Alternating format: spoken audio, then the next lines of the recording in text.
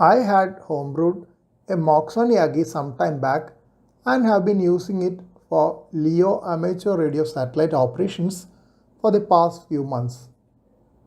Being an antenna with only a single Moxon rectangle for VHF, I knew the beam width will be rather high.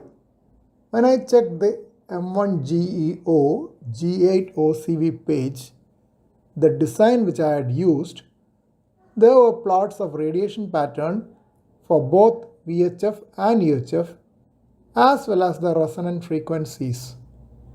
Resonant frequency at VHF was 145.825 MHz and that at UHF around 437.25 MHz. Both were quite suitable to work amateur radio on International Space Station. From radiation pattern chart, I could gather the approximate beam width on VHF at 140 degrees and that at UHF around 80 degrees. Lower beam width at UHF was expected as it had 5 elements for UHF as a Yagi. Gain was mentioned as 3.95 dB at VHF and 8.06 dB at UHF.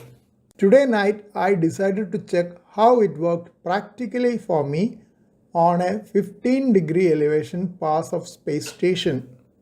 I pointed my antenna towards the beginning of the pass and tried listening in on stations on the space station pass. I could hear a couple of local stations well when the space station was almost 90 degrees away from the direction in which I had pointed the antenna. I had noted similar reception earlier also.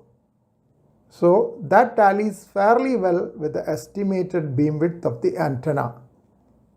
Higher beam width helps me to receive stations for a longer period during each pass. On the downside, I am unable to work satellites with weaker power output because of the lower gain. But that is a trade-off between gain and beam width for a fixed elevation azimuth antenna.